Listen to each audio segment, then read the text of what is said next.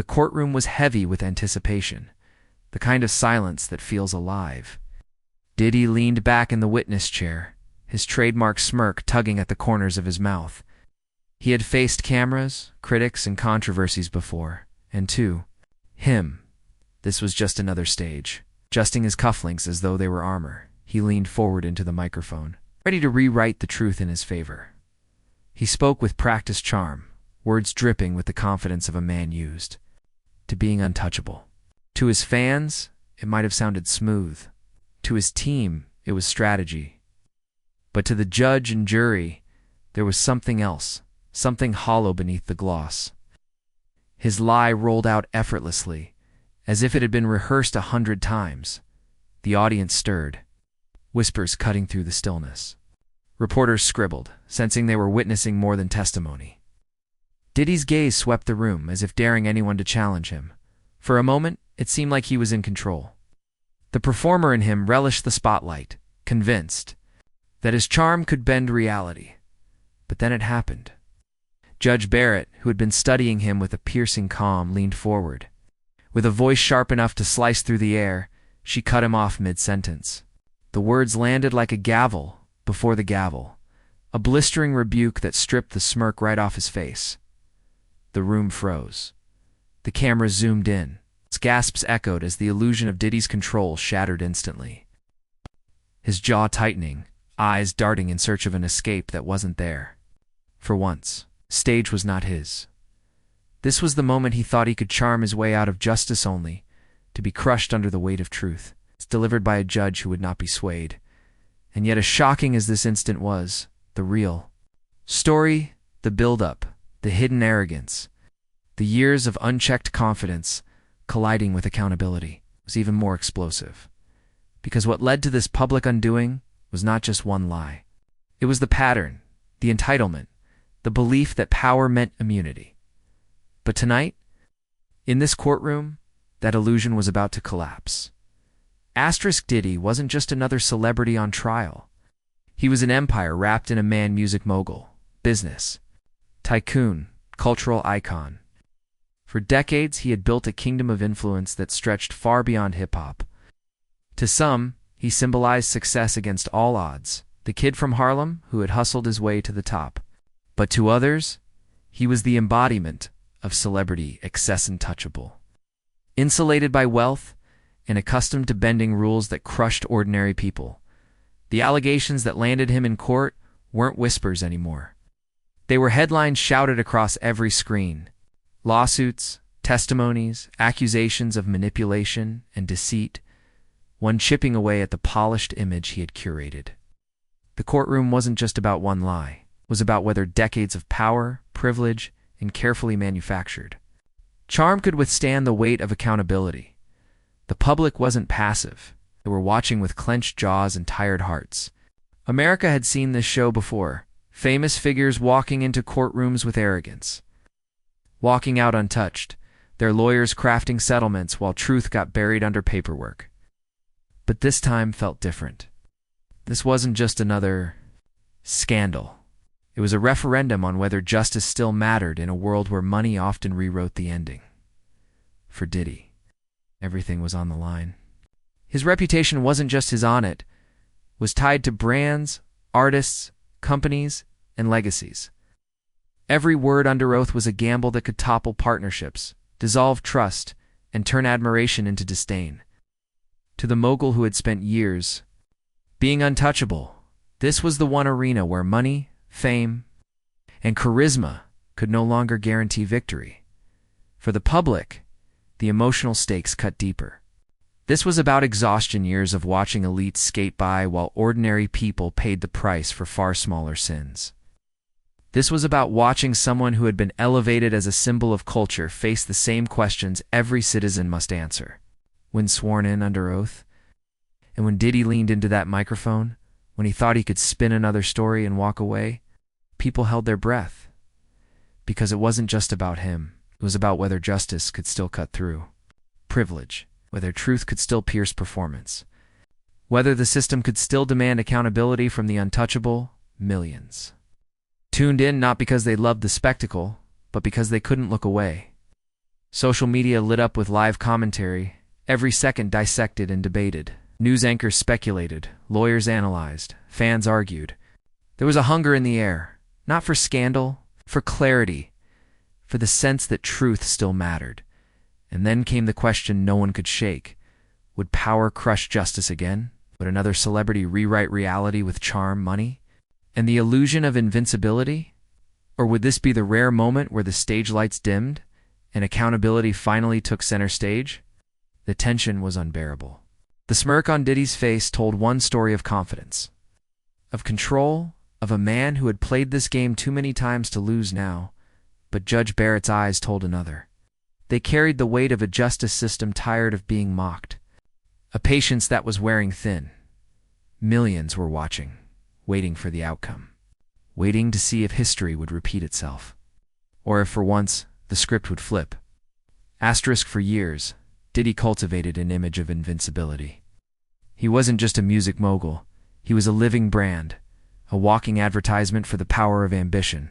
Private jets, platinum records, fashion lines, luxury parties that stretched into the morning sun. He wrapped himself in symbols of victory. To the public eye, he was the dream realized, wealth, fame, and influence all stacked neatly on his shoulders. But behind the curtain, shadows gathered. The arrogance wasn't subtle. Stories circulated of entourages too large to count, of demands so outrageous they became industry folklore. There were the champagne-soaked nights where he treated entire clubs like his personal stage, public outbursts where assistants and rivals alike were reduced to props in his performance of power.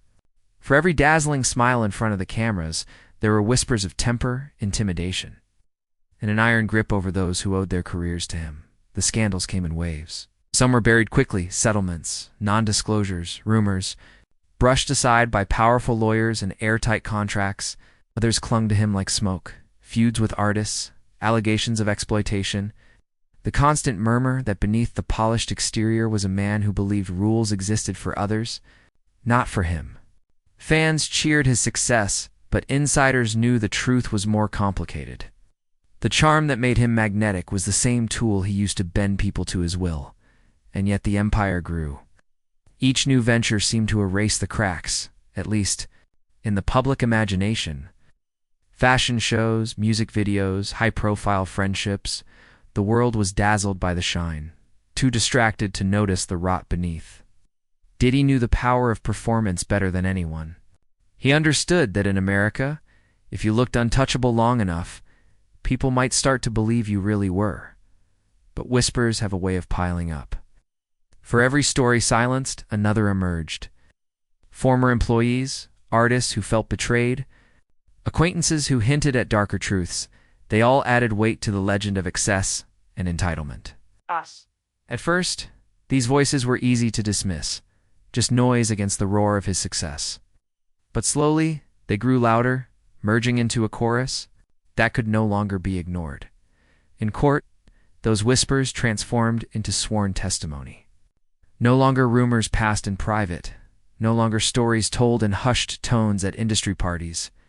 This time it was official. Names, dates, details, every word cutting through the illusion of perfection. The courtroom stripped away the glamour, leaving only the man beneath the myth, and what emerged was not the charming mogul with the winning smile, but a portrait of entitlement built over decades. A man so used to power that he mistook it for immunity. A man who believed his empire could buy silence forever. A man who thought charisma could erase accountability. The contradictions were glaring. The same figure who told stories of perseverance and resilience, of lifting communities and inspiring the next generation, now stood accused of exploiting the very people he claimed to uplift. The same man who built his brand on resilience now faced the reality that resilience wasn't enough to withstand truth. This wasn't just about parties, scandals, or private feuds. It was about what happens when unchecked power festers too long. When society elevates someone so high that accountability seems impossible, when wealth and influence become shields, deflecting every consequence that would crush an ordinary person. And that's what made this trial more than personal, it was cultural. It wasn't just Diddy on the stand. It was the question of whether America could still demand truth from its icons, could still say with authority that fame and fortune do, not rewrite the law. For years, Diddy had played the role of untouchable king. In the music world, in the business world, in the cultural imagination, he was larger than life. But in that courtroom, under oath, he was just another man facing the consequences of his choices, and the stakes were higher than ever. Every word he spoke, every smirk he flashed, every calculated denial added weight to the tension in the room. Millions outside those walls leaned closer to their screens, waiting to see if this would finally be the moment when the empire cracked. And the stakes were higher than ever. Every word he spoke, every smirk he flashed, every calculated denial added weight to the tension in the room. Millions outside those walls leaned closer to their screens, waiting to see if this would finally be the moment when the empire cracked, because this wasn't just about one man. This was about a system too often tilted toward the powerful. This was about people's hunger for accountability, their exhaustion with stories of privilege winning. Out over principle, the whispers had become testimony. The image had become contradiction. The stage that once elevated him now threatened to expose him. And as Judge Barrett prepared to speak, it became clear. The reckoning wasn't just approaching, it was here. Asterisk entered Judge Barrett. She wasn't a celebrity. She wasn't a mogul. She wasn't the kind of person who cared about cameras flashing or headlines buzzing. To those who truly knew her, she was something far more formidable, calm, dignified, and armed with a razor-sharp mind that cut through noise like a scalpel through silk. Where others sought fame, she sought clarity. Where others chased power, she demanded truth. From the earliest days of her career, Barrett was known for something rare in the legal world, an unshakable sense of integrity. She wasn't a judge who indulged theatrics or played to the gallery. No matter who stood before her, be it a billionaire or a nobody, her rulings were no nonsense. Rooted in fairness and laced with a clarity that left no room for doubt. She didn't seek applause, she sought justice. And because of that, she had quietly built a reputation as one of the most respected figures on the bench. Her journey was anything but easy. She grew up far from the glittering lights of New York or Los Angeles, in a family that valued hard work over shortcuts. From a young age, she understood what it meant to struggle and what it meant to push through. Those lessons hardened her resolve, but also deepened her compassion. To her, the law was never just words on a page. It was a shield for the vulnerable, a compass for the lost, and a sword against corruption. When she entered the legal profession, the odds weren't stacked in her favor. Colleagues described her as understated, not one to demand attention in crowded rooms. Yet in court, her presence was undeniable.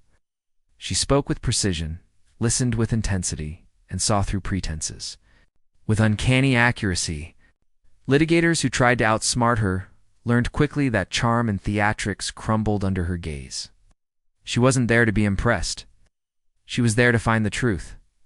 Her career highlights painted the portrait of someone uniquely prepared. For this moment, she had presided over corporate fraud cases that exposed billion-dollar lies. She had overseen criminal trials where witnesses attempted to twist narratives for personal gain, only to be dismantled by her incisive questioning. She had a track record of stripping away illusions and demanding accountability, no matter how powerful the defendant might be, and that was what made her so dangerous to someone like Diddy. For decades, Diddy's empire thrived on performance. He mastered the art of spectacle, weaponizing charm, charisma, and intimidation to bend reality to his will. In nightclubs and boardrooms, that worked. In the court of public opinion, it worked even better. But in Barrett's courtroom, it was useless. She wasn't there for fame. She was there for truth. Those who knew her background understood why. She had no appetite for glitz and glamour because she had grown up in a world where appearances couldn't pay the bills, where integrity mattered more than illusion. Her father was a school teacher, her mother a nurse. Their lessons were simple but enduring. Do your work honestly, treat people with dignity, and never allow power to corrupt your judgment. These principles guided her from the moment she put on the black robe. She carried those values with her, like armor. And when the powerful stood before her, they couldn't rattle her. Billionaire CEOs had tried. High-profile attorneys had tried. None had succeeded. Her colleagues often remarked on her uncanny ability to read people. She didn't just listen to words. She studied pauses, shifts in tone, the tremor of a hand, the flicker in the eyes. Where others saw performance, she saw motive. Where others heard excuses, she heard patterns. And in the courtroom, that made her formidable. So when Diddy walked in, flanked by lawyers and draped in arrogance, Barrett didn't see the celebrity. She didn't see the mogul who built an empire of wealth and influence. She saw a man who thought performance could shield him from truth. And she was uniquely prepared to dismantle it. The contrast between the two couldn't have been sharper. Diddy, flashy, loud, and larger than life. Barrett, measured, quiet, and unmovable. His power came from spectacle. Hers came from silence. He thrived on manipulation. She thrived on precision. He believed he could out-talk, outshine, or outmaneuver anyone. She knew better. She had seen it all before. Foreshadowing hung heavy in the air. This wasn't just another trial for Barrett. This was the kind of case her entire career had prepared her for. Every ruling she had made, every truth she had demanded, every performance she had stripped down to reality, it all led here. And when the moment came, she didn't flinch. She sat high on the bench, eyes steady, hands folded neatly before her. Diddy's lawyers may have prepared elaborate defenses, and Diddy himself may have believed his charisma could carry him through, but none of that mattered. Not to her, because Judge Barrett wasn't dazzled by glitz. She wasn't intimidated by power. She wasn't distracted by theatrics. She was there for one thing and one thing only, justice, and soon. The world would see exactly what that looked like when it collided with a man who thought he was untouchable. You'd like me to continue this section into the actual courtroom showdown narrative style, almost cinematic, moment to moment, or keep it more biographical and foreshadowing heavy until the next section? Asterisk, the air inside the courtroom felt heavier with each passing minute. Diddy leaned back in his chair, voice smooth and practiced. The kind of tone that had closed million-dollar deals and convinced entire crowds to believe in the myth of his invincibility. He spoke as if the truth were negotiable, weaving stories that bent timelines and blurred details. To the casual ear, it almost sounded convincing. Almost. But Judge Barrett was no casual listener. Her eyes stayed locked on him, calm yet unrelenting. Every question sharpened with precision, Mr. Combs, she said evenly. You've changed your account of this evening 3 separate times. Which one should this court believe? The smile on Diddy's face faltered, just for a flicker, before he smoothed it back into place. He chuckled softly, as though the inconsistencies were trivial, as though charm could erase facts. Your Honor, I think we're just splitting hairs here. You know how stories go, details shift, but the room wasn't buying it. The silence that followed carried more weight than any outburst could. Jurors leaned forward. Reporters scribbled furiously. Everyone could feel it. The mask was starting to slip. Barrett pressed again, her voice steady, surgical. This isn't a story, Mr. Combs. This is sworn testimony, and the details matter. A bead of sweat formed on his forehead. He dabbed it quickly with a handkerchief, his gestures less smooth now, more hurried. He tried to reset the performance. Leaning into his old tricks, long pauses, confident body language, even the occasional grin at the gallery. But each tactic rang hollow under Barrett's gaze. The tension in the room was palpable, like a string pulled taut. Every time Diddy repeated a line, the cracks widened. Every time he tried to redirect, Barrett tightened the frame of truth around him. It was a duel not of volume, but of precision in. The crowd knew who was winning. At home, viewers watched with a mix of fascination and disbelief. Social feeds lit up in real time. Is Diddy sweating? Barrett isn't letting him. Breathe. This feels historic. The courtroom buzzed, not with sound, but with energy. Everyone was waiting for the next move, the next thrust in this battle of words. And then, in a moment that seemed to suspend the air itself, Judge Barrett leaned forward, her voice slicing through Diddy's last flimsy deflection.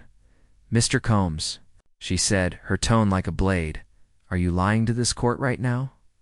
The words landed like thunder. Gasps echoed in the chamber. Even the court reporter's fingers paused on the keys for half a heartbeat. Diddy froze, his face tightening, the performance stripped raw, and then, with one line, Judge Barrett shattered the facade completely. Asterisk, the silence that followed Judge Barrett's piercing question could have swallowed the entire courtroom. Every ear strained for Diddy's response. But for the first time all day, his voice seemed caught in his throat. He shifted in his seat, adjusted his tie, gave a nervous laugh that didn't land. The performance was cracking, and everyone knew it.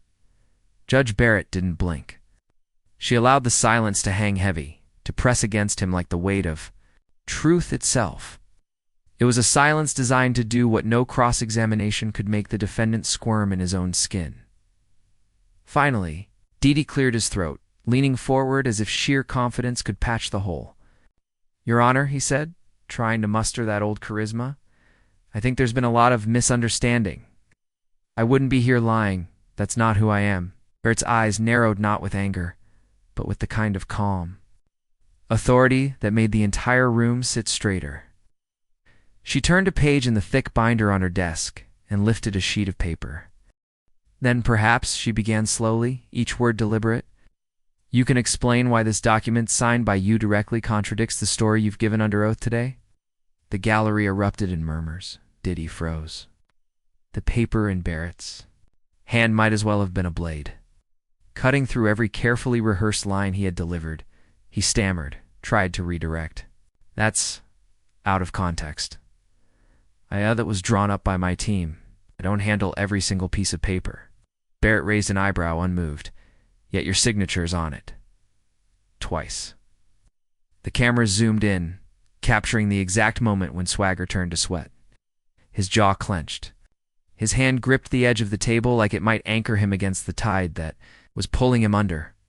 Barrett didn't relent. She moved to the next contradiction. "You testified that you were in Los Angeles on the night in question?" Yet here she lifted another document. "Your travel records show you boarded a private jet to Miami that very evening." Which version should the court believe? The defense shifted uncomfortably at the table. Reporters scribbled faster. Diddy, for the first time, looked cornered. He tried humorous smirk, a chuckle as if he could turn the moment into a misunderstanding, a misinterpretation, just another celebrity being misquoted. But the courtroom wasn't laughing. Not anymore. Barrett pressed forward with the precision of a surgeon. Each contradiction she laid out wasn't just evidence, it was exposure. She mapped his lies against reality, and the picture that emerged was undeniable. His empire of words was collapsing, brick by brick, under the weight of truth. "You said you had no knowledge of the payments," she continued, her voice even, "but this bank transfer shows funds leaving your personal account approved by Yuli less than 24 hours after the incident. Do you deny authorizing this?" Diddy's voice cracked. That wasn't me personally, that's my team. I have people for those things." Barrett leaned forward. "And yet, the authorization code used is yours. Are you suggesting your team forged your identity?" The words hit him like a punch. He hesitated, searching for an escape route that didn't exist. The audience leaned forward, sensing the unraveling in real time.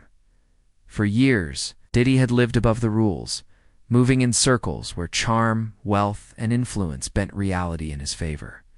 But in this courtroom, none of that currency mattered. Barrett was immune to his aura. She wasn't swayed by his grin, by his reputation, by the myths he had built around himself. She wanted facts. And facts didn't bend. The duel was no longer equal. What started as Diddy's performance had turned into Barrett's stage, and she wielded it with mastery. With every contradiction exposed, his body language shifted. The relaxed shoulders stiffened. The confident gestures grew shaky. The carefully styled mask of arrogance melted under the bright lights of accountability. At one point, he tried to interrupt, raising his voice, hands gesturing wildly. "This is unfair. You're twisting things. You don't understand how this business works." Barrett's gavel struck once, the sound sharp as lightning. "This is not about business, Mr. Combs. This is about truth. And this court does not bend to performance. Gasps rippled through the gallery. Social media lit up instantly. Judge Barrett just ended him. The gavel slam was everything. She's not playing.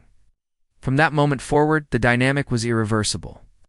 Diddy wasn't the mogul commanding the room. He was the man on trial, exposed and cornered. His arrogance had no place left to hide. And Barrett, she rose taller with each strike. Not literally, she never raised her voice, never showed anger. But her composure, her unwavering clarity, carried more power than any outburst could. She wasn't there for headlines. She wasn't there for applause. She was there for justice. The climax came when she laid down the final contradiction, the one no amount of spin could cover. "Mr. Combs," she said, her voice steady as a hammer, "you swore under oath that you had no involvement. Yet this evidence shows your direct communication, your words, your approval. Do you deny this is your message?" She held up the screen, displaying the text message thread. His initials, his words, his instructions. The courtroom went silent. The jury's eyes widened. Even the defense seemed to deflate. Diddy's lips parted, but no words came. For a man who had built a career on commanding rooms, on never being silenced, this was the unmasking. His empire of bravado crumbled in the face of undeniable truth. Barrett set the phone down with quiet finality. The record will reflect that the witness has no answer. It was more than a courtroom exchange. It was a public unmasking. The room erupted not in chaos, but in the collective realization that they had witnessed a rare thing. A powerful man held accountable in real time. Diddy slumped in his chair, his confidence drained, his aura stripped away. And Barrett remained unshaken, the embodiment of justice, calm, steady, immovable. The cameras captured the contrast in stark detail. The fallen mogul, sweating and defeated. The judge who refused to flinch. For years, people had asked if truth could ever pierce the armor of wealth and fame. In that moment, Judge Barrett gave them an answer, and it was a mic drop they would never forget. Asterisk. The verdict of a courtroom rarely escapes the walls of oak benches and fluorescent lights. But this moment, this clash between Diddy and Judge Barrett, was different. It didn't just stay in the transcripts. It ricocheted through culture like an earthquake, sending shockwaves that nobody could ignore. Within minutes of Judge Barrett's sharp counterattack, clips of the exchange were flooding Twitter, Instagram, and TikTok. And there, in the endless churn of social media, something extraordinary began to unfold. The first wave came in the form of memes. Screenshots of Diddy's once confident smirk dissolving into panic were everywhere. Users captioned it with biting lines. "When you lie under oath and Mama Barrett catches you," or "Charm doesn't work on truth." Some superimposed his expression over famous movie scenes, transforming the trial into a cultural spectacle. His regret face became a symbol overnight, mocked, remixed, and immortalized in internet culture. Then came the hashtags. Hashtag truth over fame surged, a digital rallying cry for those who had grown tired of celebrity privilege. Hashtag Barrett's Diddy trended globally, positioning the judge not just as a legal figure, but as a cultural icon. Even those who had never followed the case before couldn't escape the wave. It was on trending lists, plastered across TikTok edits, looping endlessly. On Instagram Reels, commentators and late-night hosts seized the moment. Jokes flew across monologues. Diddy thought he was in a music video. Judge Barrett reminded him it was a courtroom. Analysts on cable news debated the deeper implications. Was this the beginning of accountability in an era of celebrity, dominance, or just a rare flash of justice in a system too often tilted toward power? Celebrities, too, weighed in. Some praised Barrett with reverence. Finally, someone said it out loud, tweeted a major film star. Activists hailed the moment as symbolic. This isn't about Diddy, it's about the arrogance of power finally meeting a wall it couldn't climb. Grassroots supporters turned those words into action, stitching together montages of the courtroom exchange with empowering music. Editing clips like they were scenes from a political thriller. On the ground in coffee shops and college dorms, the reaction was visceral. Young people who had grown accustomed to watching scandals dissolve into silence felt electrified. For once, truth didn't just survive, it won. Parents and grandparents who had long believed the powerful always walked free found themselves whispering, maybe things really are changing. But it wasn't just about the laughs or the hashtags. Beneath the spectacle was a current of something deeper, something raw and resonant. People were tired of watching arrogance prevail. They were desperate for authenticity, for dignity, for proof that the system could still deliver justice. And Judge Barrett's unflinching stance gave them that. Proof in real time, it was validation for the immigrant mother working 2 jobs, who had always taught her children that truth mattered more than wealth. It was hope for the activists marching in the streets, demanding accountability. It was a spark for the student who felt their voice didn't matter against giants of influence. Suddenly, across America, people felt seen. They felt heard. They felt like justice wasn't a ghost. It was alive, breathing. Undeniable, but as the memes burned hotter and the cheers grew louder, something else was happening in the shadows. Something far less playful, far more consequential. Because while the world was laughing at Diddy's downfall, a deeper conversation was beginning to take root across the nation. And that conversation, but it wasn't about a single man's lie. It was about all of us. In the end, when the cameras dimmed and the noise of trending hashtags began to fade, one truth remained clear. This was never just about Sean Diddy Combs and Judge Barrett. It was never only a courtroom skirmish or a viral cultural moment. This was something much larger, more timeless, a collision between 2 forces that have always defined human history. Lies versus truth. Arrogance versus dignity. Power built on illusion versus integrity that needs no performance. Diddy walked into that courtroom armed with every weapon fame could buy. Charm, rehearsed lines, practiced smirks. The aura of a man who believed the rules were written for others. Not him. He believed his persona would shield him. That influence could bend perception, that performance could blur reality. But what he didn't account for was the unshakable gravity of truth, the kind that doesn't need theatrics, the kind that can't be bullied or seduced. Judge Barrett didn't grandstand. She didn't shout or perform for the cameras. She simply stood firm, armed with documents, timelines, and a refusal to bow before the arrogance in front of her. Her power didn't come from status or celebrity.